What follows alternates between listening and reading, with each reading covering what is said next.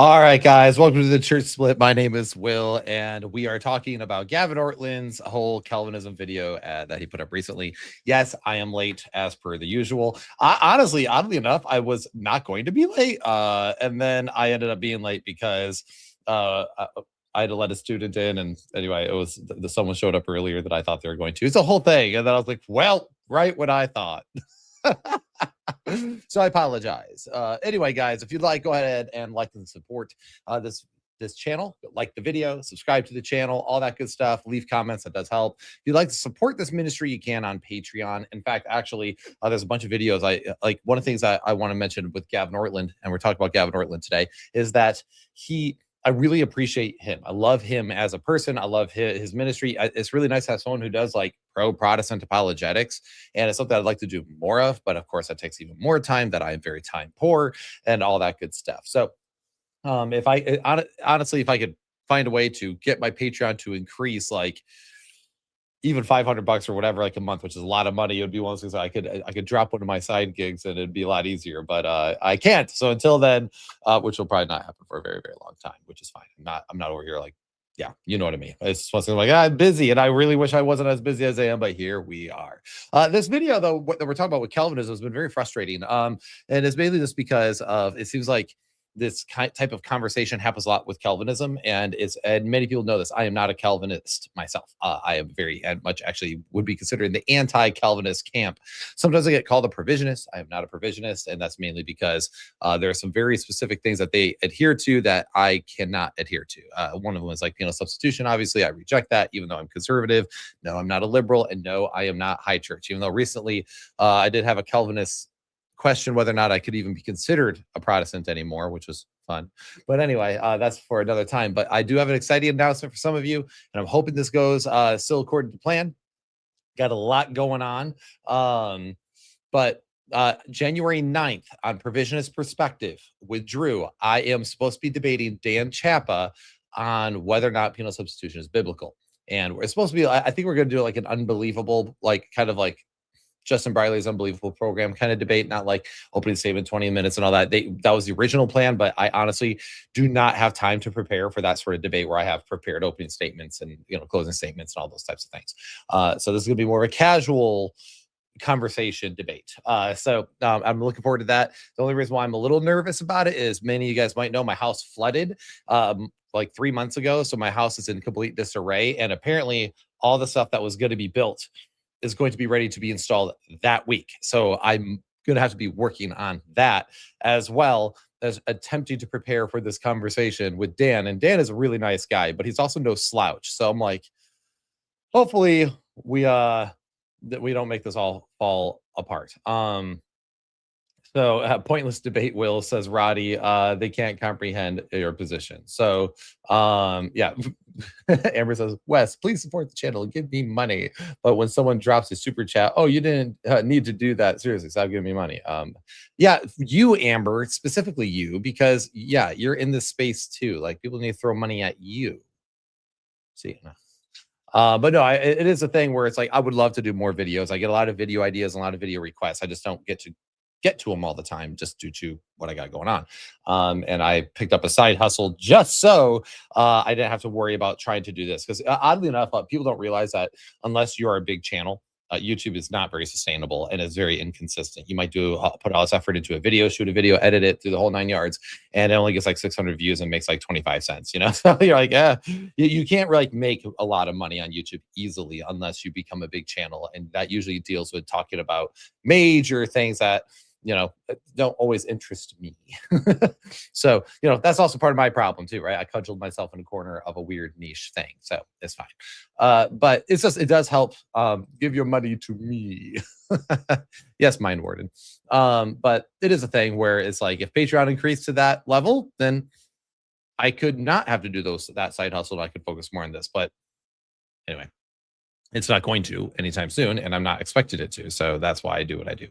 So anyway, what we're going to do is we are going to pull this up, and I am going to add Gavin Ortlund here. I skipped his intro, and I'll kind of just recap it. So his whole thing is that he wants to try to help, and this is kind of Gavin's whole point and niche, is he really wants to help encourage better conversations around these sorts of topics, and especially Calvinism. Now, granted, he is way better at having a good conversation than many others. But the other problem is with him a little bit is that he does, even the way he sometimes caricaturizes other group views, I'm sometimes not sure if he fully even understands necessarily all the things, the nuances that he gets at, like his penal substitution stuff, for example. I'm like, he falls into a lot of the standard potholes that can trip up other people, and that's fine. It's just one of those things where you don't know what you don't know. So I do appreciate what he does. This is not my first Gavin Ortlund response. Actually, I'd love to have a conversation with him sometime about anything, really. Just, I think there's a lot of things I'd love to pick his brain about, just because I think he's actually a pretty smart dude. But unfortunately, Calvinism is not a very smart position. And I know he is a Calvinist, but he's one of those Calvinists I would call an inconsistent Calvinist. And we're going to talk about why that is in this video, where he's like, hey, I want to try to make a better conversation regarding around Calvinism. It's okay if you disagree, but this is what we really believe. So attack this, don't say that. And I'm going to say, basically point out in this video that the things he tells us not to say is simply the reduction of the reductio, I should say, of the implications of the things that he says Calvinists really hold to. So the thing that happens with a lot of Calvinists, which is that they don't tend to always realize what their worldview entails. So anyway, but before I hit play on this, let's go ahead and see what's going on here. Emas, whatever. You says, I was disappointed with how shallow Dr. Ortlund's defense of Calvinism was, given his undeniable scholarship and learning this. No, this is actually pretty normal. Like, so his primary secondary causes, which we're going to talk about, the first thing he talks about here is dual causation, is a thing that a lot of them miss. And it's like a thing that in Calvinist literature, they'll talk about this issue, but then they don't take it the next step, which would be what it implies. Or what follows, not even implies, this is what follows from that. His niceness is a distraction. Yeah, and that's the thing. It's like, because he is nice, he is likable, but it is a distraction to the fact is like, okay, but does what he say really matter? Does it really follow? Oh my gosh. Wow. Appreciate this. Tommy Reineck, you didn't have to do the goodness. Okay. Thank you for supporting the channel. I wasn't expecting that much. Merry Christmas, I suppose. Tommy says, Gavin Ortlund is both a gentleman and a false teacher. To him and others, I say, please stop at love Jesus and believe in him. Amen. Leave doctrinal issues to open-minded Christ followers, not theo-philosophers. And I struggle with Calvinism being called orthodox. It's not. I'm actually with you on this. I do agree that it's not orthodox. There's a lot of people, and he kind of mentions that here. Is like, there's a lot of people who believe this sort of stuff beforehand.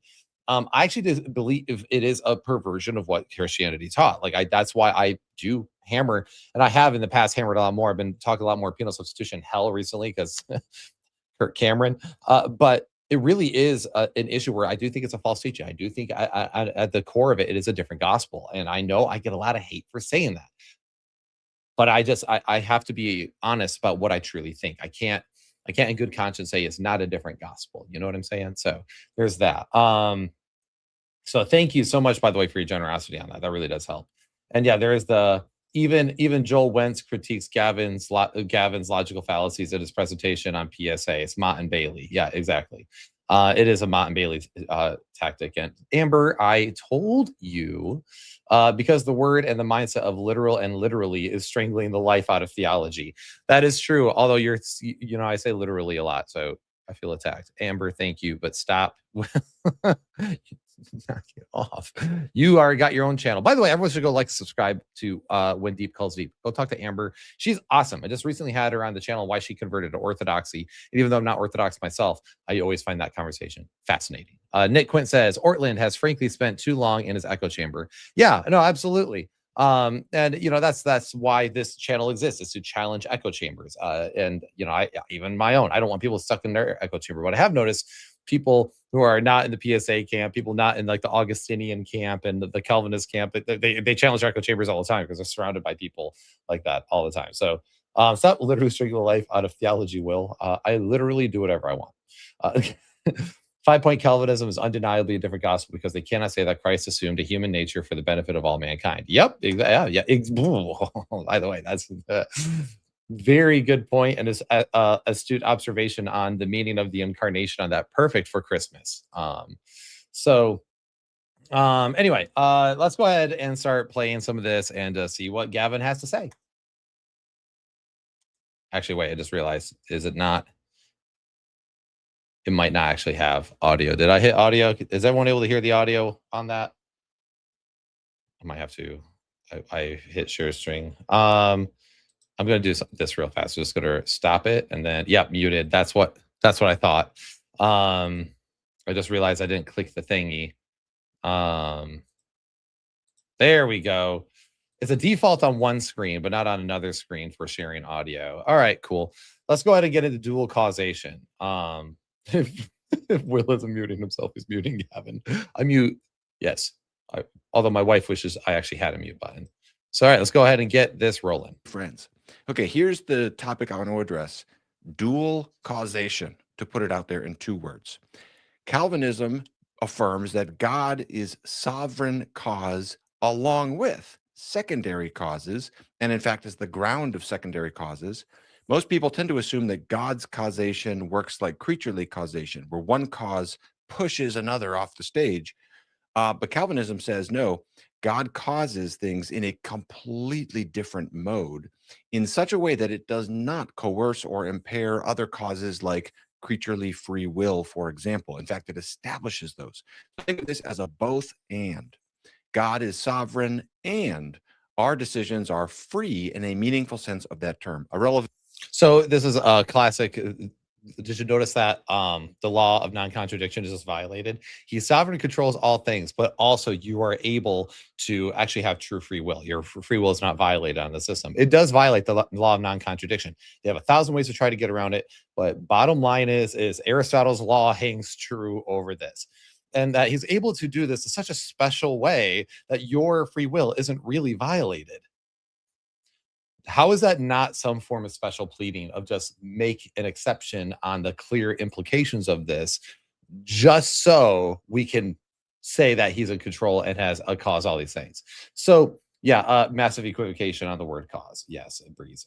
So the thing is like we can say God is a cause of all things. In other words, that he caused the universe to happen. He is the first cause. But if in that cause, he actually caused mankind to be able to have free will, that is not, and by the way, and it not like causing everything that ever took place, then that's fine. He's, of course, the first cause. We all agree that he's the first cause. No one would move if God didn't first move. But that does not necessarily imply the fact that God had to ordain, decree, or anything through and through for the rest of eternity. So anyway, is this wild? Let's see. I enjoy adding numbers, but not in such a way that I do math. So Paul Cinco, at which point they became Gnostics, since that they are positing that they are different ontologies for different people. Oh, I didn't realize. Oh, where is that in here? Hold on. Cinco, where are you? Just so you guys know, I do have a sponsor on the channel. There he is, Paul Cinco. I do have a sponsor on the channel for a game called Cinco. Link should be in the description below. Wait, no, it's a live stream. I might have to add that later. Check that out later. I just got it in the mail and everything. I haven't played it yet, but there is going to be a discount code and everything with us. So I just haven't played it yet, but he did message me on this. So that will be, I'm hoping to actually shoot a video of my youth group kids playing it and then like do that as a little thing in here. So just so you guys know, there is an official sponsor of the church split, which is crazy. I never thought I'd actually end up being able to say that. Anyway, it's going to be a fun game though. I can already tell the kids are going to have a blast with it. It's like a yard game for kids. It's very rough and tumble. It'll be a good time. So anyway, sponsor for what? It's a game called Cinco. I didn't add it to because live streams don't auto default those things into the channel, and I just added this today, and I forgot to add all those things manually. So you can look here in the near future for those. All right, cool. We're gonna go ahead and jump through further, but I just wanted to point out that he made a special pleading case, and this does violate the law of non-contradiction, period. And that's going to be something I probably say a lot in this. Philosophical category here is compatibilism, which holds that free will and determinism are compatible, though I don't love the word determinism. I like this language of dual causation. Let's draw this out. I wonder why he left. Sorry, I don't mean to stop every 4 seconds, but it is funny. It was like, well, I don't like the word determinism because of what it entails, that God determined everything. I like dual causation because it sounds softer. Let's just be real. That's kind of what that is. Whether Gavin likes to admit that or not is just true. I'd love to press him on this point. Just be like, so what by dual causation? You mean one of those causes is that he determined everything that comes to pass and then gives you the illusion that you're making self-determining choices? Because otherwise you aren't really, if he's not giving you that illusion, then what are you really doing? And they anyway, we'll get into this as we move forward. So let's keep going. Out of the Westminster Confession of Faith, which references the liberty and contingency of second causes. Okay.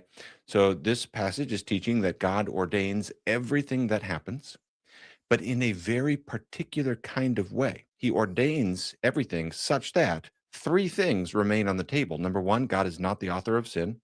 Number two, no violence is done to the will of creatures. And number three, the liberty or contingency of second causes is not taken away. So Okay, so this is instantly again special plea. It does it in such a way where God is not the author of sin. But if God determined everything that comes to pass and sin takes place, then God determines sin takes place. That is why it absolutely follows that God is the author of sin on Calvinism. That they don't like to say this because obviously that's like heretical. That would be blasphemous to the character of God and all these different things, and that goes against the biblical teaching. But it's what it entails. Now, whether or not you believe that and you accept that that is what your belief entails is another thing altogether, right? Like some of us of all, like I believe stupid stuff that I didn't realize what those things entailed until later, and then I changed my position on those things. But it doesn't change the fact that those are proper characterizations, whether I liked it or not at the time, right? So I used to be a hardcore dispensationalist, hardcore mid-ax dispensationalist even. I used to believe in eternal conscious torment, penal substitutionary atonement. I used to believe in all sorts of stuff. And I don't believe in any of those things anymore. And when like actually some of those characterizations, because I do like to follow the dominoes all the way down. As soon as I saw where that landed, I was like, oh, and then I kept trying to think of ways around. I'm like, nope, that is what follows from that. So then is that a good answer or not? I didn't know. I didn't know the best way to answer that. So 1 second, guys. Actually, I apologize. I do have to take a phone call real quick. Someone's calling me from the church. I apologize. 1 second.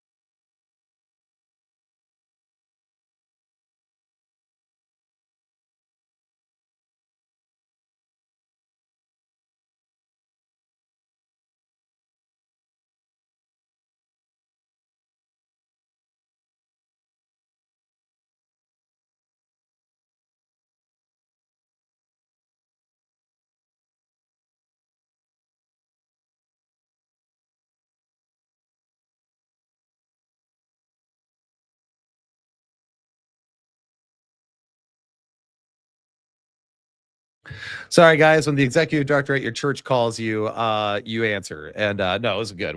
It's a ministry thing we were talking about earlier. So anyway, Josiah the Saya says, don't apologize for taking calls from your church. So thank you, sir. I appreciate you doing that. I do have a day job. They're gracious enough to let me do this on the clock. And I really appreciate them with the One Life Network that we're all united. In fact, Braxton's part of it. What's up, Braxton? It's like, I turned this on to see that Will is on the phone and immediately check to see if he's calling me.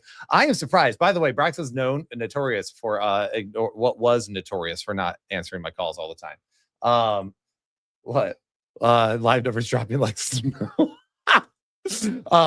But he was notorious, but he's actually gotten better at that. Now it's Dr. Pritchett who ignores my calls. He never even called me back when I called him earlier. He's so lame. Anyway, we're gonna get back into this. So, all right, back to what he says. So the Westminster Confession says that God is not the author of sin because he ordains things in such a way that he isn't this. This is just special pleading. It's like we want to say that he does this while also not bringing in the entailment of clearly everything that it involves. Then say no violence is done to the will of the creatures. This is how they get to compatibilism, which is that, well, you are born in such a way that your predisposition is sin and that you desire sin and all your desires come from sin. And therefore you cannot choose to do the will of God, but you only freely choose to do that which is evil or that which is sinful or that which is selfish and whatever. You're compatible. Your free will is really that you freely are doing what you want, even though what you want has already been predetermined beforehand. And that's why God has to, in their view, he has to regenerate your heart, make you a new creature before he even saves you, right? So regenerating you to enable you to believe. But the problem is with that is God is still choosing who he's going to regenerate, which means he's not regenerating others, and which means he has this predestined group of people that he has individually chosen before the foundations of the earth. So to such a point where he really is just kicking the can down the road on this. So it's like, okay, so no will is done, no violence is done to the free will of the creatures, except for the fact where God predetermined all the will of those creatures to take place as they did. I don't know how this isn't special pleading. To just say that God wills everything, but not the things I don't like. That's really what that comes down to. And again, love Gavin, but his Calvinism, honestly, I'm like, dude, if you just ditch Calvinism, you'd probably be just like the goat for Protestants. He could dethrone Mike Winger. I believe it. So yeah, Christina Biasca says, therefore, God has predestined people to live in sin. He can't actually want them to not sin. Exactly. And that's exactly what it comes down to. It's why they don't like that number one up here, right? They don't like that God, this God is not the author of sin. It's special pleading. It's like, okay, no, but then God will sin. This is why I say to Calvinists now, whenever they get mad about me being a free willer, I'm like, who are you to answer back to God's decree? God willed that I'm doing this. I am obeying the will of God by being a free willer because God predetermined that I am this way, right? Hey, by the way, Joshua Tepe's, I don't know how to say your last name. I'm so sorry. He says Reformed theology does get to redefine every single effing theological term that the fathers established to make their theology work. Yeah, no, that's exactly what it is. Thank you for your generosity, by the way, but for real, guys, it is wild to me that it's like, okay, what? So here's the thing. As soon as you take your gun and you load it with God predetermines all things, the only bullet that flies out of that gun is straight determinism, that God is the author of sin, that violence is done to the free will of the creatures because there is no free will of these creatures. So, I mean, we could keep going on to that, but you guys get the point here. It doesn't work. So yeah, the liberty does not take away the thing of the second causes, but here's the problem. Okay, so if I line up all the dominoes, and God says, well, a secondary cause, he's the primary cause who determines all these things, but the secondary cause that you chose to sin, like let's say you chose to rob a gas station, right? We'll make it a Shell gas station. That way it's like higher end gas, but you still robbed a gas station. You robbed the gas station. You do that thing. Well, God determined that, but the secondary cause that you chose to do that because you wanted to do it. So you got to do what you wanted to do anyway. But the problem is that wanter was already predetermined for you. So it's just another domino. And the problem is that they want to line up the string of dominoes. And once it gets that last one, they want to say, well, pull that domino out of the chain and say, well, that doesn't follow. It absolutely does. I've been following the dominoes all the way down, and that's where it goes. You just pulled up as soon as it got you to the uncomfortable territory. That's all it is. which is, and they're going to tell me I'm philosophizing, right? Using scripture, you're philosophizing. But the bottom line is Jesus Christ is the logos, which is the logic, the very foundation of reality, all these different things. God is, and many people point out, without God, you can't really have logic or account for philosophy or epistemology or any of these things. So if that's the case, then yes, I do believe that my theology has to be like logical. It doesn't mean I'm not going to be able to understand everything, like God being eternal. I'm a finite creature. I can't fully comprehend what is eternal, but there's nothing logically contradictory about being eternal. You know what I'm saying? So anyway, in fact, we would call God a necessary being. So, all right. Responsibility does not necessarily equal culpability. Well, if you're going to be held responsible, but yeah, okay. If I'm held responsible, then I am also culpable. I think would be the way to view that. But didn't take a call from my church on the bingo card today. Yeah, neither did I. We just did our huge Christmas program. I might upload the video of it. I played violin in it on our opener, and it was a lot of fun. It's on my Twitter and other places, but I might do it on the YouTube channel for funsies. We did Trans-Siberian Orchestra's Carol of the Bells, and it was a lot of fun to play a violin on it. Then I'd like 4 boys that go up to me at the end of after one of the services, and they're like, "You play violin? We do too." So I don't know, got to connect with more violinists, which is always good because we need more. All right, moving forward. Calvinists are saying you have the first cause and you have then the second cause. The first cause is God ordaining. The second cause is the will of the creature. And these two things are not competing, pushing back and forth at each other. In fact, putting up the passage on screen again, you can see the last 3 words here with the word established. The Calvinist claim is, counterintuitive though it may be, God's sovereignty actually establishes our liberty. And if you think that is totally bonkers, I'll address that at the end. Because it is. No, he establishes them. He establishes them by determining them. Okay, that's not impressive. Like my favorite example is to bring up video games. A great video game to play, even if you're not a gamer, every person who's in this conversation of free will should play BioShock. Every single one of them. Because it deals with God, it deals with atheism, and it deals with the question of free will. And it is like the definition of compatibilism. And I'm going to go ahead and be a nerd for a minute and explain a little bit of the plot of BioShock. Spoilers ahead. Turn me off if you actually want to play the game. But it's been out like 20 years. So if you haven't played it, like, what are you doing?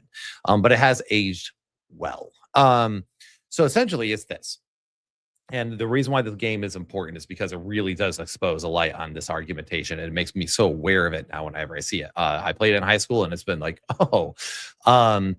there's a lot of things that it commentates on, but one of them is free will. And so throughout the entire game, you're playing this game, you're in this horrific city that's underwater, overwritten by like this mutating drug. Essentially, it makes people addicted to it, but it mutates them, and it's like they're all like creatures of horror nightmares. And you're fighting through it, and there's a guy on a radio who is a little Irish dude, and he keeps being like, "Oh, would you kindly do this? Would you kindly go here and help me?" Like, because you got stranded here, you got stranded in this underwater city. It's a whole thing. And you're trying to help this guy, but also escape the city. And then what ends up happening is toward the end of the game, you get to this area where you find out part of these mutation experiments that people have been doing. You walk in a room, there's like written out in blood on the wall, "Would you kindly?" And you've come to find out you are one of these experiments. And whenever someone says, "Would you kindly?" it activates a trigger in your mind that makes you obey. And so throughout the entire game, you're making choices, and it gives you moral dilemmas, and it gives you some moral dilemmas that you have to choose throughout the game, and you have to keep doing all these different things. But come to find out, the entire time you thought you wanted to do this, but you were actually being mind controlled the entire time. And that was a big plot twist in the game. And then you actually had to find the guy who actually did it, and then you beat him or whatever. But it has always stuck out to me, because what it is that the video game creators, they established the world of BioShock, right? They established the world of BioShock, its rules, its lore, all these things, and it establishes the means by which you play and interact with the game. But in the end, all your choices throughout the entire game are a complete illusion, and your brain was actually hijacked the whole time. And it really commentated on the fact that people think they're free in video games to make choices, but really you are only You are bound in a video game, no matter what, to the creators and what they've established. So it's the exact same mindset here. And this is what's funny, because every time I hear this, I'm like, okay, so it's a computer programmer. That's all this is. It's established by determining it. By the way, Slam RN says, how many violins do you have? I own 2. I have an electric and an acoustic. So no, Will, you need to embrace the beautiful tension. Yeah, he's like, this might sound counterintuitive, because it is counterintuitive. It doesn't actually follow. So I love Irish dudes. Screenshot that and save that for later. Blackmail. Mindwarren says Gavin's the same guy who doesn't read a book but tells you not to read it also. I don't know why people take him seriously. Because honestly, when he does some of his Protestant apologetics, he does actually pretty decent. Now, there's certain things he does take certain church fathers and stuff out of context, and that's his whole problem. So don't harvest the little sisters. There's your moral dilemma in the game. People are like, what? Like, play BioShock. It's worth it. Braxton, if you're still watching this and you haven't played BioShock, I swear to goodness, I'm going to take all your nerd card away, especially Mr. Free Will to discussion, guys. All right. So we're going to keep, wait, I'm probably breaking my video game fast with Metroid Prime 4. I'm a huge Nintendo guy. You know, Metroid Prime 4 is totally worth doing that for. It's been a long time. Support it. We need more. Not a beautiful tension. It's a contradiction. Punting to mystery where contradictions occur is not appropriate. Well, that's exactly the problem. And it's like, and this is part of that. So Augustine said he does not believe the rules of the logicians apply to God. So in other words, logic does not apply to God. So God can do whatever he wants at that point. He can be logically contradictory, which means he doesn't have to be consistent, which makes it really hard to even understand God and what he even means when he says certain terms. Because if he says, be holy as I am holy, I don't even know what that means anymore, because the laws of logicians don't even apply to him. So you can contradict what is holy. So he can will sin and evil and somehow not to be sinful and evil himself. But if I will sin and evil, I'm sinful and evil, but be holy like he is holy. So what? Anyway, you guys get the point. All right, we're going to keep moving. Here's another articulation of dual causation from the Reformed theologian Francis Turretin. The providence of God concurs with all second causes, and especially with the human will, yet the contingency and liberty of the will remain unimpaired. Very simple. So I first want to mention this. The providence of God concurs with all second causes, and especially with the human will, yet the contingency and liberty of the remain unimpaired. Again, doesn't follow. You cannot get that off the ground as soon as you have. Now, providence is fine. That's God providing, and he's working in real time. He's interacting with us. That follows. That God's providence can, if you get rid of the part of second causes or whatever there, especially with the human will, fine. But the problem is that this is all built into the he predetermines everything. Joshua says again, thank you again for the super chat, sir. Really generous of you. He goes, second causes in Reformed theology are not real. They are apparent. So in Reformed theology, God apparently doesn't do evil, but in reality, he does. Bingo. So and that I love that is actually really a super point. They are not real, they are apparent. So in other words, that they exist as far as we see in front of us, but they are not actually real. They're all illusions. God becomes a deity of deception. Insert free thinking argument here. And I know some of my apologist friends don't like that argument, but I do believe it follows. And Dr. Tim Stratton wasn't the only one who did that. Talked about that one. So did C.S. Lewis, who was actually a great philosopher and theologian. But anyway. He goes, I get nervous when Will just reads my most random comment in the chat instead of when I'm actually on point. You never know. Did Augustine do anything good? Everything I've ever heard makes me shocked anyone listens to him. Couple things. His early stuff is good because he is actually Orthodox and argued for free will. Also, his work on the City of God is pretty fantastic. Confessions, though, is majorly overrated. But I do think he did a good stuff on amillennialism. But that's pretty much it. Augustine, I also regularly say, like, a lot of the errors of the church have been found in Augustinian theology. So anyway, I think a lot of us know that by now.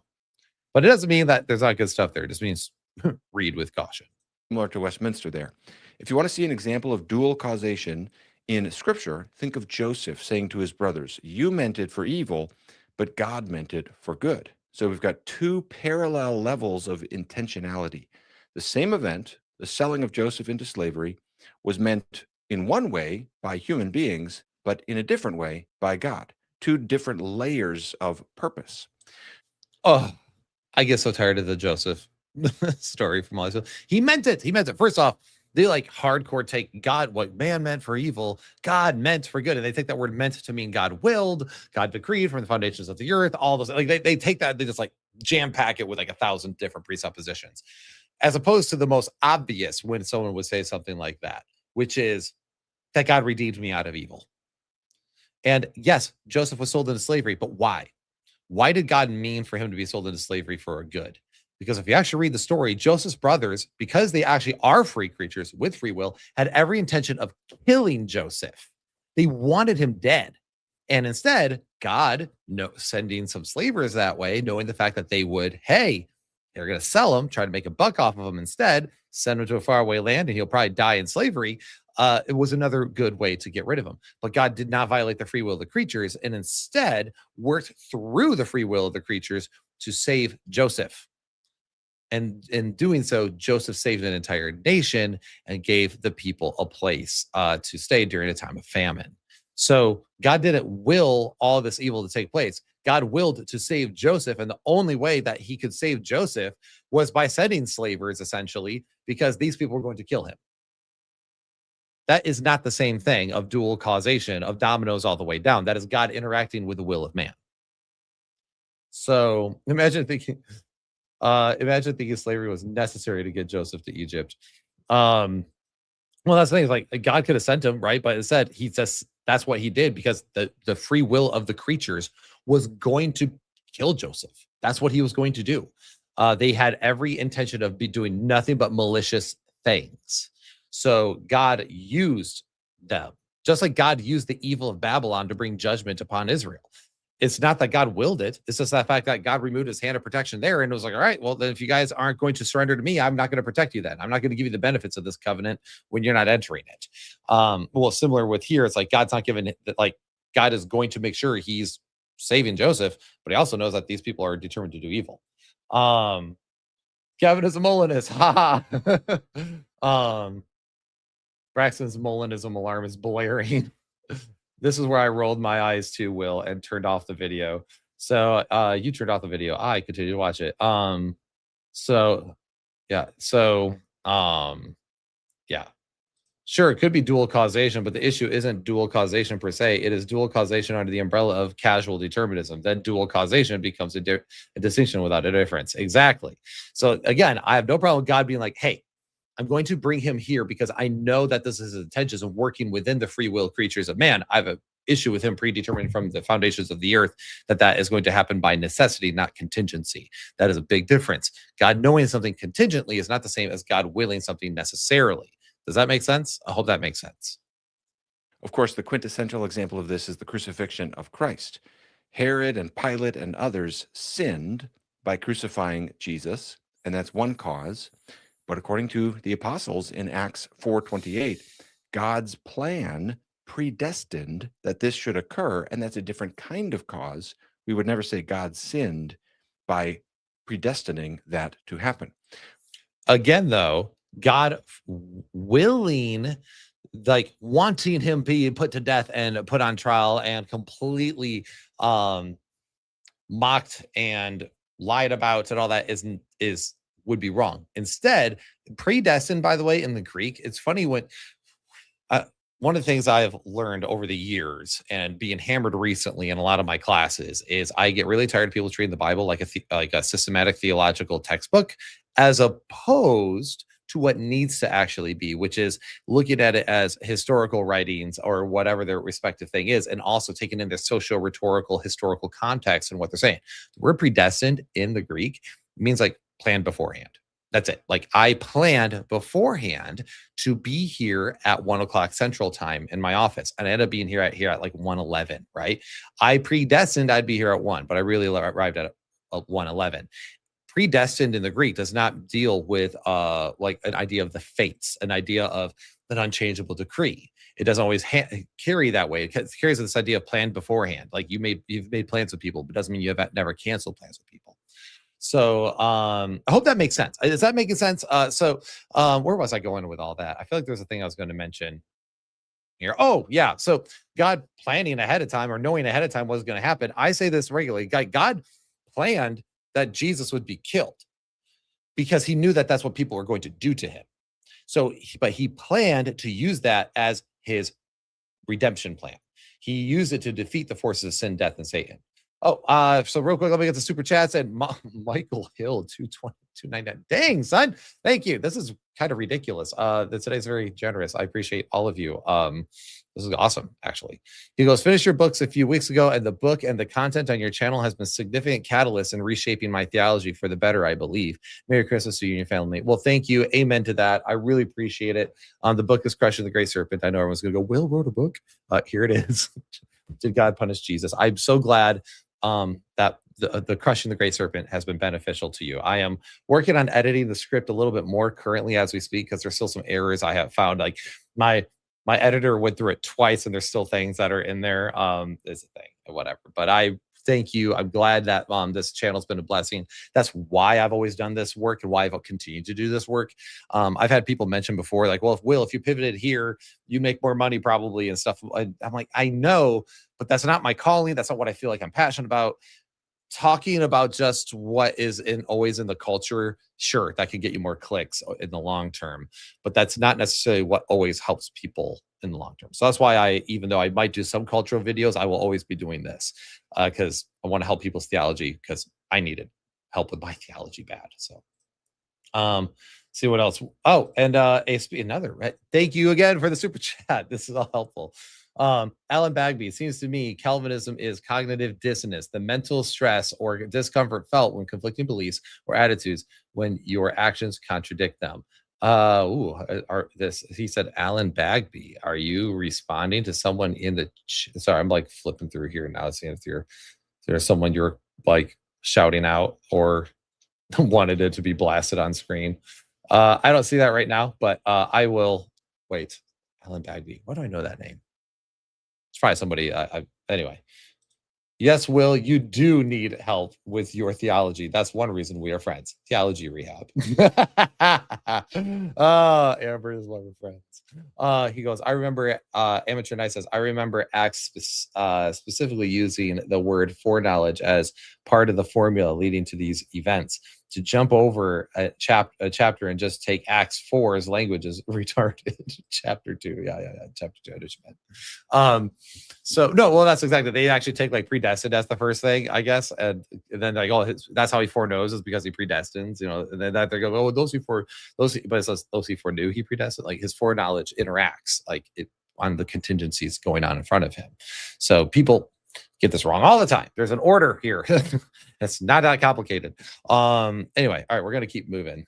One way we can make progress in understanding this idea of dual causation is to consider other aspects of creation. So consider the rolling of dice.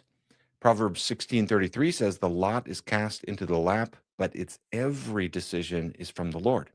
So let's say you're playing Monopoly and you roll the dice and it's an 11. Do you roll the dice in Monopoly? I played too much Settlers of Catan. I can't even remember. I think you do. So you get a 6 and a 5. Okay.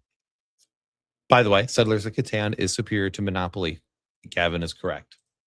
Now that 6 and that 5 are not a surprise to God, nor is it just something he passively observes and knows. Rather, he is sovereign. That decision is from God, but that doesn't take away secondary causes like gravity. God's sovereignty does not mean the 11 comes about through some manipulation like the trick dice in Ocean's 13 or something like that. This is both and. There's multiple layers of causation. And what Calvinists are basically saying is the same with the dice and with creaturely wills. In both cases, the dice and the decision both have dual causation. Just like gravity is not kicked off the stage, neither is free will. Now, the idea of dual causation.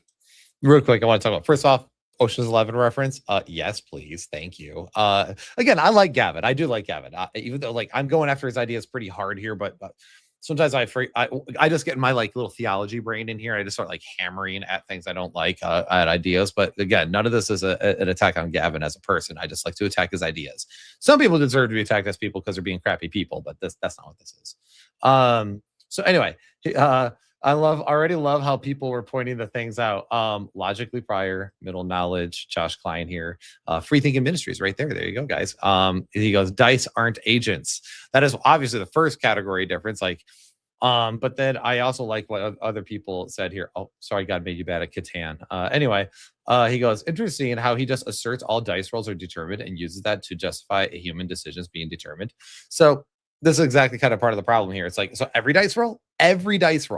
Is that what he's mentioning? Is that really what he's trying to drive at in Proverbs? Or is he saying that God continually guides the situations? We cast a dice, but every decision it makes is from the Lord.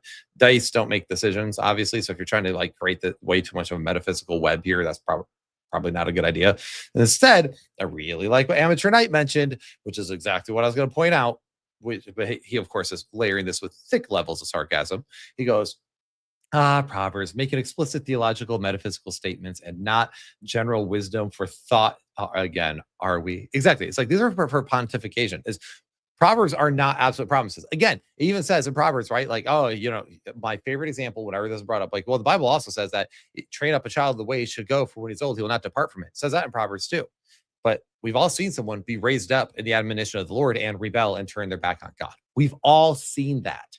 So that doesn't follow then that every single time that a dice is rolled, it must be for that. You're taking poetic, pithy statements way too literally and woodenly and shoving it into your systematic theology, as opposed to just understanding what some of these things might be driving at, which is the fact that, hey, God guides, right? God's not over there moving every single dice roll, but God is guiding the situation.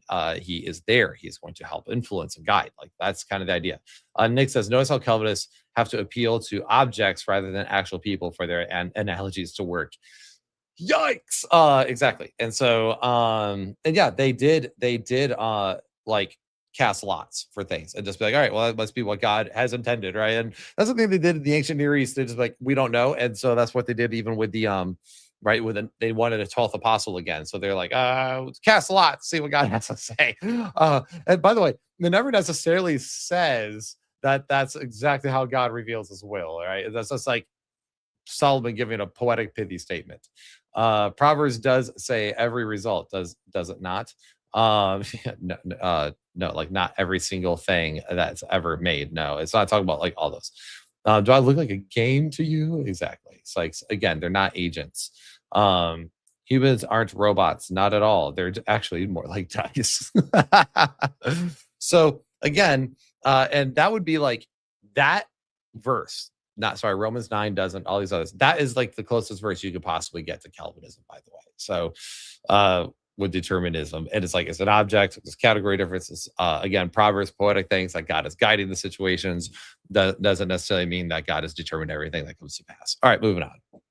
I know this is counterintuitive, and I'll give some reasons at the end of this video for if you think that's just crazy, for maybe, again, just encouraging patience. But even if that idea is wrong, it is not a very good criticism of Calvinism if all that is said is, if Calvinism is true, then our actions don't matter. We're puppets. If Calvinism is true, we cannot do anything about our salvation. If Calvinism is true, we cannot really know if we're saved. Yeah, well, how's this wrong? Okay, so all right, let's go back and see the things he puts on the screen. So if Calvin is true, our actions don't matter. We're puppets. Yes, because apparently we're dice. Every decision that we make has been from the Lord. So our actions don't matter. They've already been predetermined. The other one, if Calvinism is true, we can't do anything about our salvation. That is literally built into Tulip. Like, total depravity, you are unable to. You have to be elected with irresistible grace. It's to be regenerated in order to enable you unto believe. You literally cannot do anything about your salvation. Todd White, when he was on, I think that's his name, right? Who was on Joe Rogan, he even says that. It's like, right, it leaves nothing to man. Calvinism leaves nothing to man. Of course, he says the gospel leaves nothing to man, but because he's conflating the two, but whatever. We can't do anything about our salvation. That's literally the point of Calvinism, is that you can't do anything about your salvation, because if you say something to the effect of like, I believe I even made a decision, they'll say, oh, so you saved yourself then, huh? Like, so no, it is built into the system. And then if Calvinism is true, we cannot really know if we are saved. And that is also, how is that not true? I don't know if I'm predestined, because I could have evanescent grace, has been talked about, and then apostatize in the end, which means I was never saved to begin with, because I was never part of that predetermined class. Again, the dominoes all the way up to this point, and then that last one pulling out that last domino so it doesn't collapse on it. But it collapses on as soon as you start critiquing it. So this, how does this not follow? Yeah. What does it say? God love cognitive dissonance. Yeah, absolutely. Hey, thank you for the super chat, Chris Pompu. I think that's how you say your name. Did you know that Will has a book? Merry Christmas, Will. Thanks, man. I do have a book. See, it's a really nice book. There's still some error typos in it, but you know what? It's fine. I am working on trying to get that corrected, right? But anyway, it's a thing. All right. Well, this bothers me every single time. Like, why is this so difficult just to get like? So I actually I tend to respect hardcore Calvinists, like the hyper Calvinists, more than I respect normal Calvinists, because like at least hyper Calvinists take it where it's supposed to go. And at that point, then I'll just like start to be like, okay, so you worship a pagan god, you know, because this is paganism. This is the fates. This is what that is. But anyway, all right. They don't like the polemics. No, I don't read my own book. Are you serious? Like, no, don't want to read them. No. It was semi-Pelagian in the chat. Ad hoc have begun. My favorite is like, I'm just like, whatever, like, you're Pelagian. Like, plagiarism is a myth. Deal with it. Because they actually haven't read Bonner's work, right? And she shows it without a doubt, but they haven't read Dr. Bonner's work. So it's like, they don't actually read outside of their own little chambers. All right, moving forward. Come back to that one in a second. This really isn't engaging the idea of dual causation. It would be like saying if Proverbs 16:33 is true, then there's no point in rolling the dice. Now, one way you often see this is people will set Calvinism at odds with assurance. Assurance is a huge part of the goal of my YouTube ministry, but people will often say, well, Ortlund is a Calvinist, so he really can't have assurance. And when people make this critique, it shows that they probably have not read historic Calvinists, because this is an emphasis in the Reformed tradition. To go back to Turretin, he has a whole section in the Institutes affirming that believers can be certain of their own election with a certainty not only conjectural and moral, but infallible and of faith. That's the title of a whole section of the Institutes. And in his historical context, as you can see from the heading there, by the way, I don't care what Francis Turretin says, because again, I'm talking about the implications. Like, I'm doing a reductio, and I am reducing it down to the absurd to show how absurd it is. Just like when someone's like, "Oh, it's just a clump of cells," I'm like, "Okay, well, when does life begin? Like, when it's born?" I'm like, "So it's not alive on the inside?" No, it's the mother's body. Then why has it got different DNA? And is it the same body inside and outside? I am reducing it down to the absurd. So, and I'm allowed to do that because I'm allowed to show you how absurd your worldview is. What's funny is that like Calvinists will argue for pro-life positions really well. Like, they're actually like pretty good at it, because, you know, it's the only logical position. But anyway, they're good at this, but that's like, as soon as you start showing that, well, you're doing the same thing over here. You're trying to make special pleading just to be like, don't look over here, when it's obvious there. But look, can the believer be certain of his own election with a certainty not only conjectural and moral and infallible and of faith? We affirm against the papists and the the remonstrants. Sorry. Okay, I don't care if you say you affirm against them. Like, oh, we're against it. Like, no, you can be sure. You can be sure. Okay, but how can I be sure if I'm already predestined and pre-elected? Again, saying it, asserting it, doesn't make it true. Is opposing the alternative views of assurance from Roman Catholics and Arminians. He was saying, you know, for Turretin and other Calvinists, assurance was a special point of emphasis. You especially see that in the Puritans. Similarly, when someone says Calvinism makes God the author of evil, this really isn't engaging with this idea of dual causation, because it's just showing the absurdity of it. That's the problem, Gavin. Like, Dr. Ortlund, listen, man, like, it is engaging in it. It's just that you don't like the logical conclusion that people have clearly drawn from it. And to the point of to Proverbs 16:33, it's also important to notice that, because he's like, well, then that would be, there's no point in rolling the dice. But again, I'm just going to reiterate, a lot in ancient times was something. First off, it is a human initiated act. Okay, humans initiate the act. It's used when humans lack knowledge, right? They'll be like, we don't know, so we're going to leave it up to God. We don't know, God does. And so that's what they use it for, right? To like, okay, we don't know, but God does. So just like, let's just do this and make a decision. Now, whether that's tempting God or not, I don't know. But but it's basically a way of saying God doesn't know. He does. Oh, and hold on 1 second. Enter.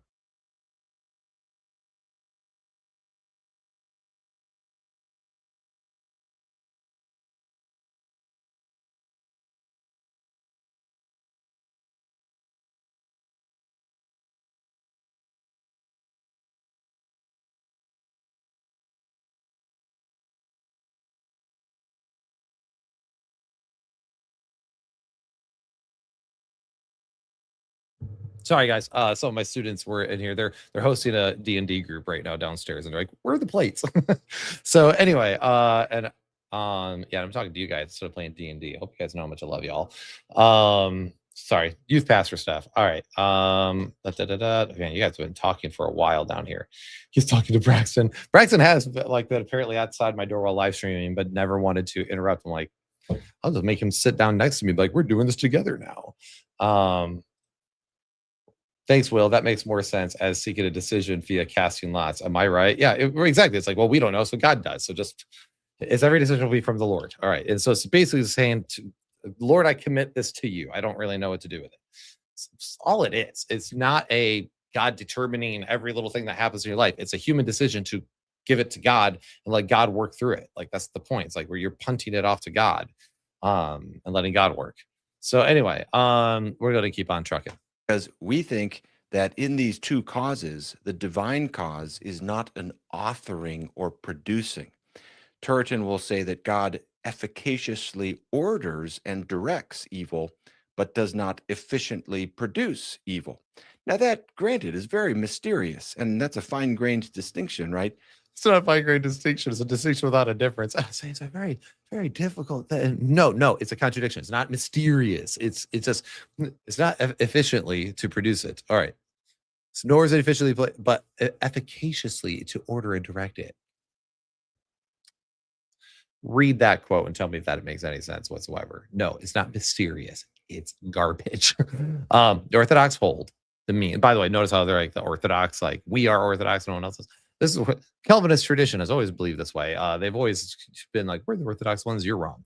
The Orthodox hold the means between these extremes, maintaining that the providence of God is so occupied about sin as neither idly nor to permit it, as the Pelagians think, nor efficiently to produce it. So, okay, he doesn't produce sin, as the libertines suppose, but efficaciously to order and direct it. So he orders and directs it, but he doesn't produce it. This is like the hitman problem, right? Like, okay, if I hired a hitman to take out Braxton Hunter, I don't know if he's even watching right now, but I'm just gonna throw that out there. If I do that, and let's say I hire Nick Quint to do it since he's in the chat. Nick does it. I'm the primary cause. Nick's the secondary cause. Does that mean I get out of it? Does it? Well, I didn't pull the trigger, right? I didn't kill him, but I gave the order, right? So I didn't produce it, but I did order and direct it. See the problem? It doesn't follow. Back to square one. Follow that domino all the way down. Anyway, it's so frustrating. But we would just say the mystery there and the necessity to make such distinctions is right there in Scripture. When Joseph says God meant it for good, he is describing something that is mysterious, and there's no way around the mystery of it. There is. I already explained how there's that's God working within the will of people. It is doublespeak. Yeah, read 1984. I actually just got done reading that when I was on vacation. I read it, and I was like, huh, yeah, doublespeak. It's everywhere. My brain is spaghetti after reading that. Josh Klein says, this only works if evil can create itself, sans God's decree, and when God orders and directs it. But that's not what the Reformed believe, and neither should they. So it is a fine. So it is a fine grained. Yeah. Oof, man. I'll come back to that. Now, suppose you think this whole idea of dual causation is just totally bonkers. Fair enough. Make your case against that. But the best practice is to distinguish between what a view says and what you think it logically leads to. So, for example, suppose you think that Karl Barth's doctrine of Scripture makes God a liar. What you should say is, Karl Barth says the following about Scripture, and that makes God a liar. And here's the argument why, rather than just saying Karl Barth teaches God is a liar. Similarly, the best criticism of Calvinism is to say dual causation is bonkers, and here's my argument, or Calvinism ultimately fails to honor divine goodness, and here's why, rather than just saying Calvinism makes God the author of evil, Calvinism teaches we can't know if we're saved, et cetera, et cetera. Those criticisms just don't advance the conversation at all. Okay. Don't care. How does it not? Me pointing out what someone actually believes. By the way, do you know, it's not quite the same thing as saying Karl Barth teaches that God is a liar. They're saying like that belief makes God a liar. And I would say Calvinism makes God the author of evil. I don't think people like say that Calvinists believe God is the author of evil. That some people might believe that, but also some Calvinists do believe that. I hear from hyper Calvinists all the time on Twitter. They like, yes, God does these things, and he can because he's God. You know, as Christina Biasca says right here, but God can do it. Exactly. Everyone else here, Paul Vondra to you, but God can do this. It's a thing where that, yeah, I don't care about this tone policing thing. Like I find the tone policing so lame. Like, oh yeah, I don't like how you said that. Well, I don't care how you like how I say things. The tone policing thing is I do not find it attractive in any meaningful sense. From when church does it, when schools do it, when people like this do it, I don't care. You don't have to like the way I phrase it. I'm not a sewing circle Christian. I say it the way this is what I think. This is what I think. You know, and there's no nice way to put that. He goes, the Mormons say they're not polytheists, so therefore they're not polytheists. Great argument, Gavin. You don't get to redefine reality. Exactly. So what? Like, I don't get to do that with any other groups. I should just say exactly what they believe and then not actually point the problem. No, I get to do the reductio, because when I do the reductio, I get to point out the actual flaw of what that actually teaches, what that actually entails. And that's why I had a whole section in the book even. And I saved it for the end because I knew people would be mega mad at me, and I've gotten feedback when I talk about paganism and how that seems to be directly related and connected to penal substitution to one degree or other. Now, I knew that wouldn't be popular to say, but it's like, okay, but how is this not paganism outright once now we have all this framing, now that we understand what we're talking about here, how does this not result in that? It seems like it would. So you get to do that. That's part of it. If I hold to an absurd belief, you get to point out. So I've changed my mind on things because people have pointed out the reductio of my beliefs, and I went, don't like that. All right. So, Floral, what's up, dude? Hope you're doing good. He goes, thank you for the super chat, by the way. He goes, no one gets to talk about being a weird niche on YouTube until they have a puppet channel as their primary channel. Merry Christmas. Not just any puppet channel, but a puppet theology Christian channel. Stephen, I'll have you know. By the way, everyone should go check out Floral Under a Rock too. It's great. Actually, do I have it? I do have it uploaded. I want to play it. Not right now. I'll try to remember to play it at the end. I have his a trailer he made for my book pre-release with the puppets. Actually, you know what? Screw it. We're gonna do it. Everyone, behold. Hey, Floral, guess what? Guess what? What? I heard there's this. I heard there's this on atonement by Will. So I thought maybe this theory could pan out. Well, I didn't know that you were into that kind of thing. It only cost me like $1.50 for a bag. Wait, huh? A bag of mints. And then I opened it up. Sure enough, I found it. Can you hear it? It's atonement.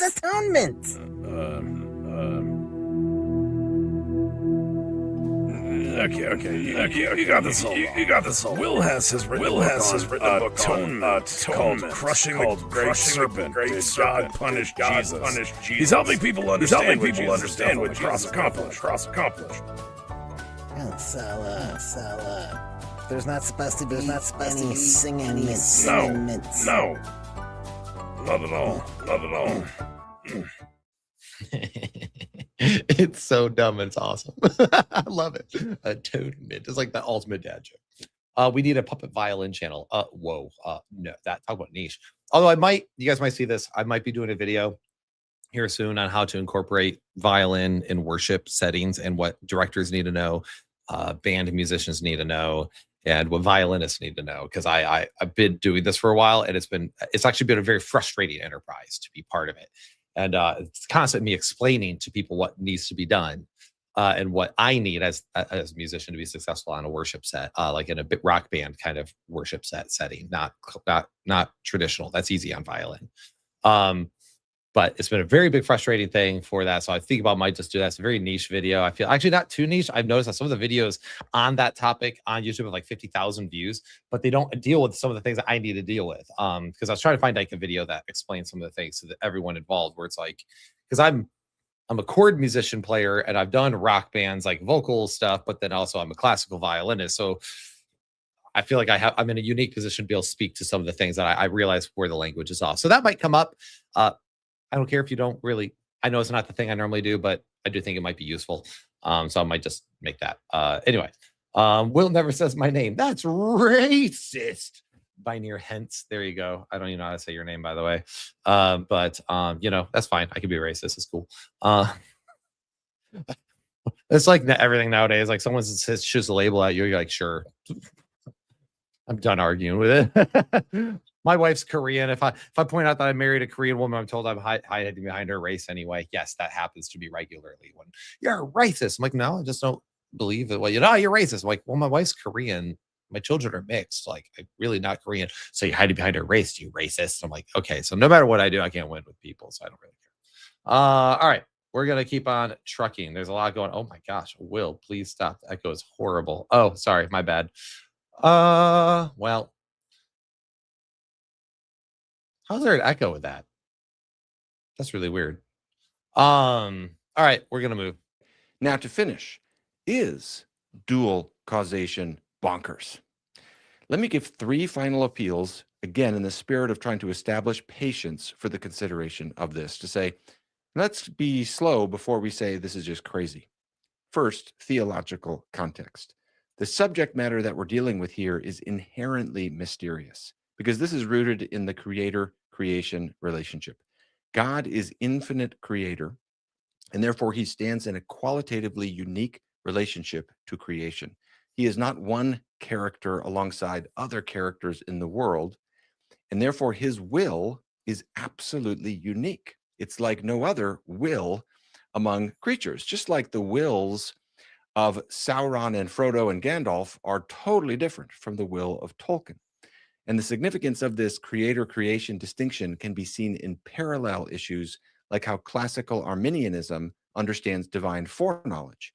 If God knows with perfect knowledge what I'm going to do tomorrow, how is that action still free? That's a tough question. That is equally mysterious to try to work through, though there's some possible answers. Boethius's The Consolation of Philosophy, which I have a video on. I'll put on screen the thumbnail, and you can check that one out if you're interested in it. Great book. But it's written basically to address this question about divine foreknowledge. And that question gets you into the same mysterious territory because it's inherent to the nature of the relationship between an infinite creator and his creatures that there's going to be mystery on questions like this. Second reason, no. So I'm sorry. I get so tired of this special pleading to God on this. Like, it's like, well, God's will is different than ours. He's a different creature. He's the creator creature distinction, and so therefore God can do these things. And then they always bring up like an author analogy, which always fails. It's like, well, Frodo's will is different than Sauron's will. Well, yeah, they're fictional characters, though. That's not real.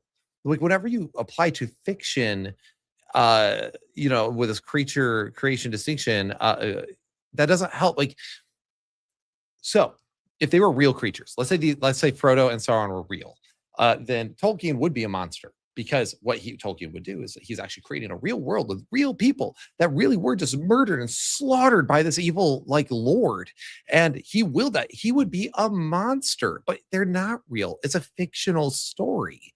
A fictional story to tell an adventure, to actually convey some morals and principles around that story about how willing to do good amongst in the face of great evil is a good thing. Courage amongst while facing horrors. Like, these are that whatever. Like, Lord of the Rings is great. It doesn't. It fails all the time. By the way, I can't spell says we need the Isaiah 53 video. The violin video can wait. He means can wait, not can't wait. Yes, it is. It's still cooking.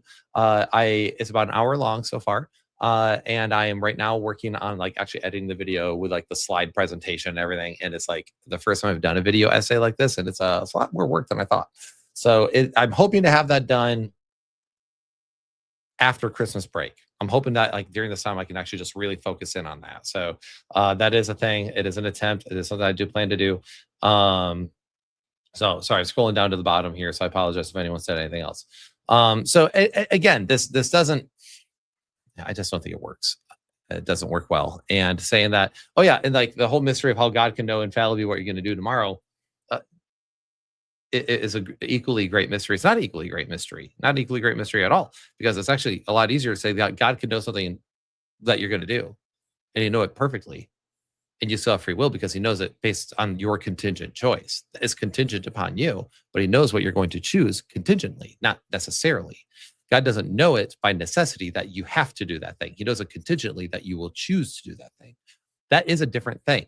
Again, me knowing if I go home and I offer my daughter broccoli or a piece of chocolate, it does not rob her of her choice that I foreknow she's going to choose chocolate. That doesn't rob her of her choice, but I do know it contingently that she has to make that decision, right? So, all right, we're going to go ahead and, yeah, Frodo doesn't have a will. Exactly. All creatures within a fictional narrative only exist as tools to tell a moral of a story or to explore an idea in a fictional novel. That's exactly the problem with the author analogy, is that it actually just, it kind of reiterates the point. The characters don't have free will at all. They are just tools at the hands of the author himself. Eru Iluvatar, I always forget how people pronounce it. Eru Iluvatar is the god of Middle Earth, not Tolkien. Calvinists can't even nerd correctly. Actually, Iluvatar, yeah. Oh, I so approve of this message just because it's so petty and nerdy at the same time. All right, we'll keep moving. Again, just trying to put patience into the discussion and reduce the quick and easy claim that this is bonkers, is historical context. It can bring some patience when we realize that this idea of dual causation has been affirmed by some of the brightest minds of church history. If this will be good, the part of Calvinism that you don't like is the U in the so-called tulip of Calvinism, meaning unconditional election. This is what we might think of most immediately. This idea of predestination based upon God's sovereign choice, not anything he foresees in the creature. We have to realize that basic idea has a lot of traction in church history. In his Summa Theologica, Thomas Aquinas affirms something in the ballpark of an unconditional election, and he's often interpreted as a kind of compatibilist. Before him, the great Augustine of Hippo has a very robust and bracing doctrine of predestination. We have to realize that. Sorry, I got distracted by the live chat because Joshua said here, by the way, again, thank you. You can stop throwing through super chats, bro. I got you. I mean, I appreciate it, but also, it's fine. He goes, Will, please reference the LXX reading for Isaiah 53. All New Testament uses the LXX, and it is so hard to support the PSA from it. I do. I reference that where it's like I primarily use the Masoretic text to show that still doesn't, but then I reference, like, notice what it says here, and this is what it's actually driving at. So I do that in the video, and I point people to go read it from there because it's like impossible to support PSA from it. So sorry, I did rewind the video a little bit because I wanted to show here. All right, let's go ahead and check this out because this is going to be funny. Aquinas affirms something in the ballpark of an unconditional election. Augustine is really mine. I got it. Augustine. Aquinas was, first off, a Middle Ages theologian, and Thomas Aquinas was flipping brilliant, by the way. Everyone should read the Theologica. You just should. It's good. But also, he is still stuck in Augustinianism because he is stuck as a doctor of the church and the magisterium teaching.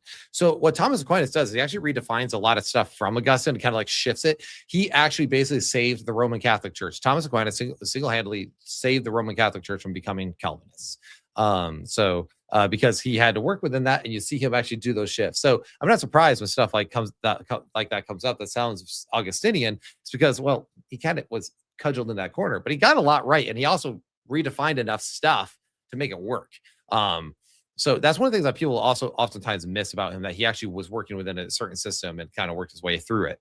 And it's why Thomism is a thing, and it's pretty good. So yeah, I know a lot. It's popular to hate on him nowadays, but I respect him quite a bit because he was doing what no one else was doing at the time, which is making sure that, in a way, he was correcting Augustine on a lot. So yeah. All right, let's go. Oh yeah, and I have read it in the NLT. It is awful. Yeah, it's terrible. Bonkers equals incoherent. Absolutely. Mesa here, church history started with Augustine instead of the apostles. And he's often interpreted as a kind of compatibilist. Before him, the great Augustine of Hippo has a very robust and bracing doctrine of predestination, and particularly in his later years after the disputes with Pelagius. You mean after he marred and just completely went against Pelagius and basically committed one of the greatest political hit pieces against a fellow Christian? Yeah, that whole thing. I remember that. Also, Augustine's known to basically be the father of Calvinism. So you're not really doing yourself any favors when you quote Augustine, especially because he says later Augustine. Because again, as we all know, Augustine became obsessed with the problem of evil and then shifted back to more his his Manichaean roots. And like Thomas, he seems to be in the ballpark of affirming unconditional election. Maybe Augustine and Thomas are both wrong. Even so, recognizing that many great minds prior to Calvin were drawn to this basic idea that is, I'm saying, in the ballpark of unconditional election, this idea of dual causation, again, can induce some patience in discussion about this topic. A third point is biblical context. Those of us who affirm Calvinism are seeking to be faithful to Scripture. At least we know you're trying. We're just saying you're not doing a good job at it. We're saying you're misrepresenting Scripture. Also, I'm not sure if this is a joke or not. Claudia Orozco Jr. says, "Will, you wrote a whole book misrepresenting Calvinism, so why continue if you're doing the devil's work and acting like a Muslim?" Is this satire? Because this isn't only about Calvinism, right? I talk about the Calvinistic roots of penal substitution, but not what and the only person acting like a Muslim here would be more Calvinists who don't want words to mean what they mean. So and also Calvinists and Muslims both have in common that they believe their God decreed everything that comes to pass. So ironically, I'm actually very anti-Muslim, extremely anti-Muslim, things I can't say on YouTube. Levels of where I'm at on Islam. So Calvinism has a lot more in common with Islam than I do. So okay. I'm speaking for myself and the Calvinists I know. Suppose we're wrong in the exegetical judgments we make that get us to this viewpoint. We're not just monsters who are making something up. Our view results from a sincere effort to be faithful to the Word of God. For my own part, I grew up around Calvinism, so it never felt unnatural to me. But when I went, sincerity doesn't matter though.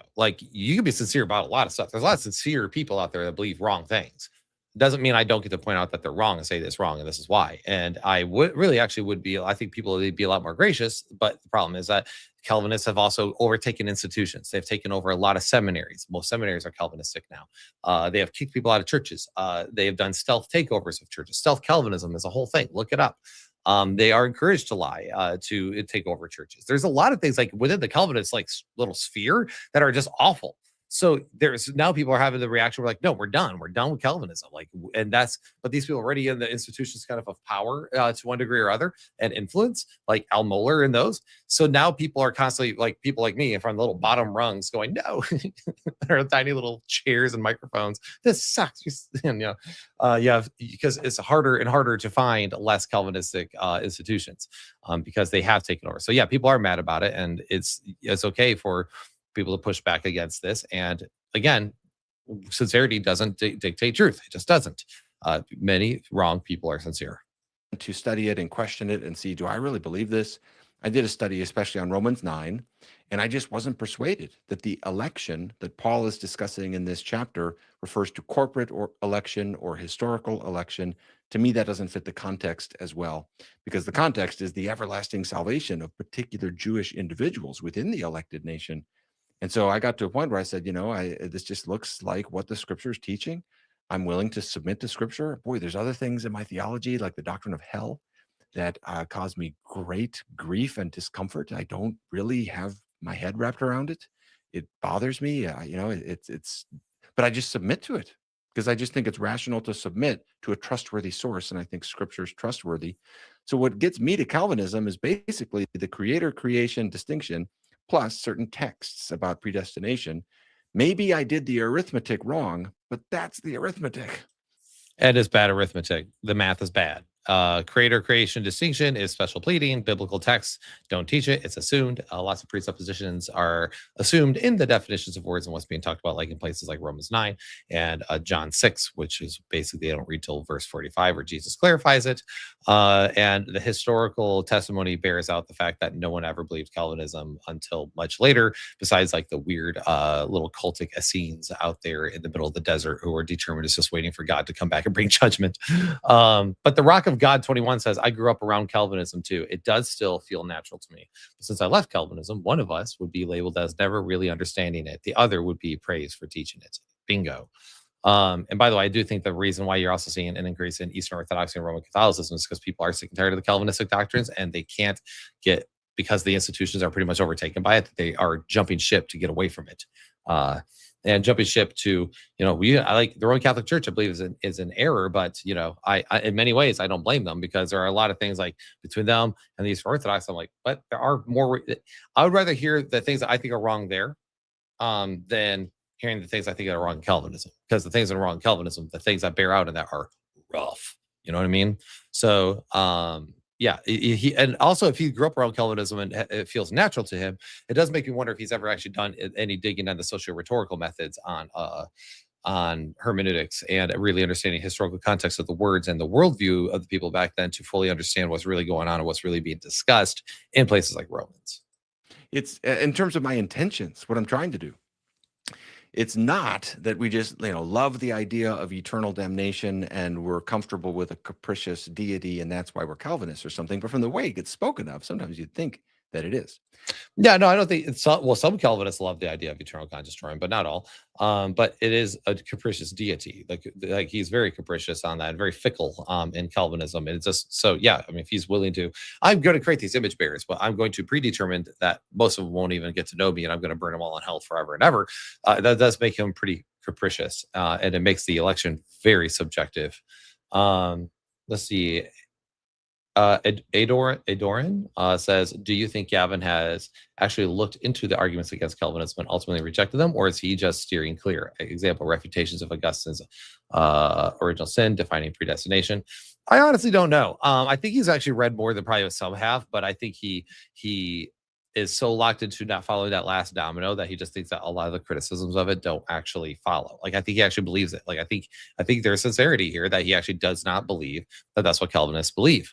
Or that's what Calvinism teaches, or what Calvinism shakes out to.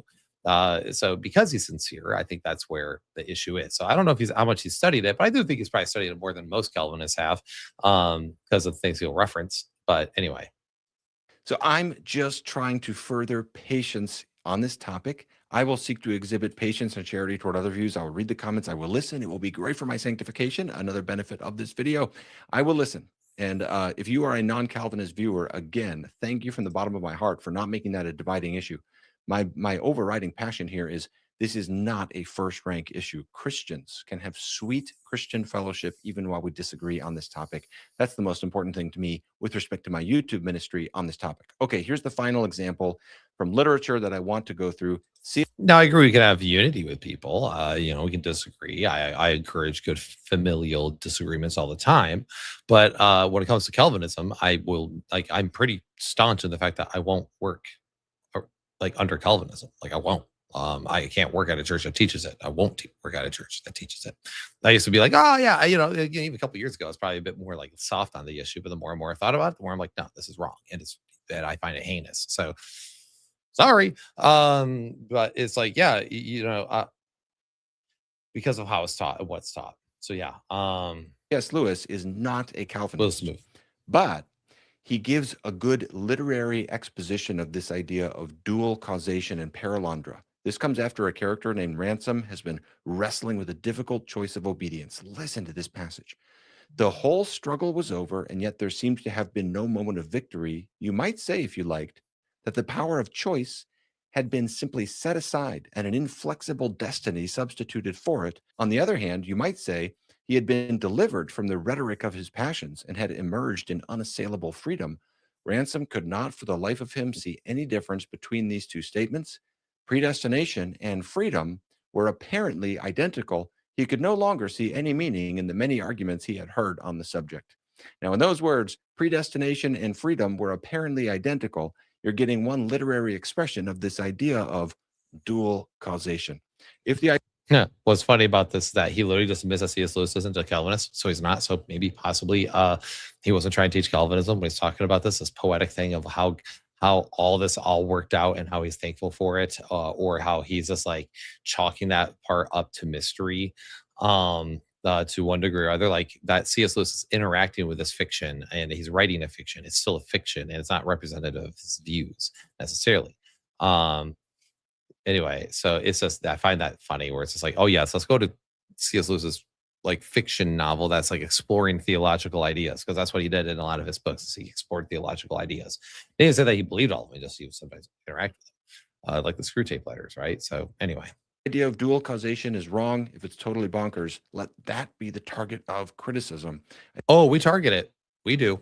I think that will help the dialogue make progress around this issue. All right. Thanks for watching, everybody. We'll see you in the next one. Yeah. So again, I don't think it doesn't really help him. Yeah, and that's why I don't find it a secondary issue anymore. I used to be like, oh, the secondary issue is fine. It's not a secondary issue. It's just not. Calvinism is not a secondary issue. But no, it doesn't. The whole dual causation thing.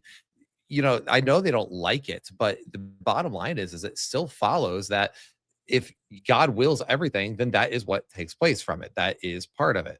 Sorry, I'm like readjusting my camera here. I got out of focus. This is part of it. Like, again, dominoes go. The A squared plus B squared has to equal C squared. You don't get to pull up when you don't like it. And you don't get to just refer to like Augustine and then Aquinas and be like, oh yeah, so the other people believed it, so therefore I can believe it too. It doesn't really matter.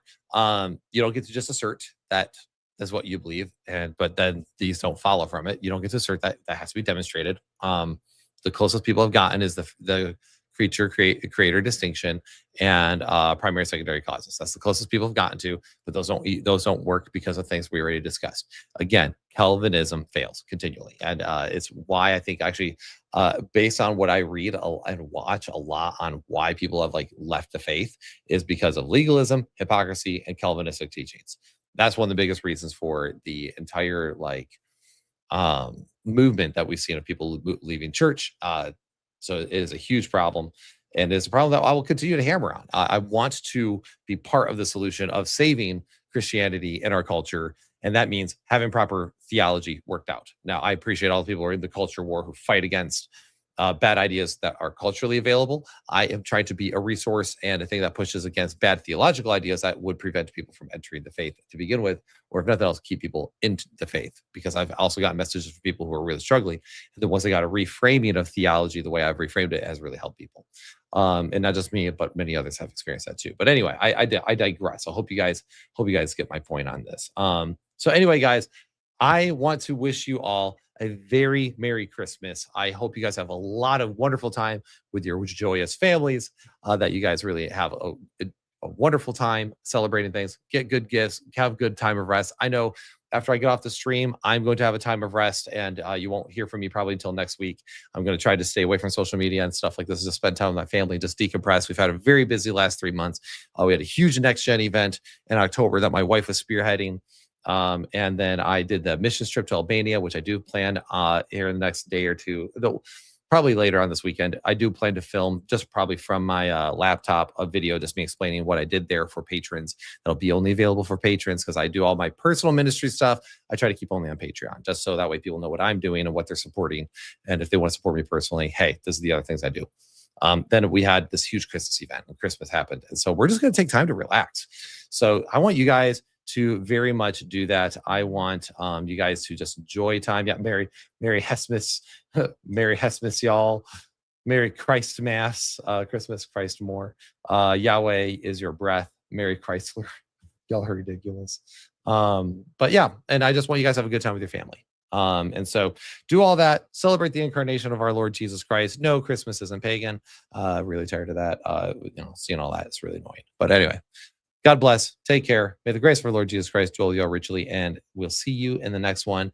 And again, thank you all for being here and supporting what I am doing and the work of this channel.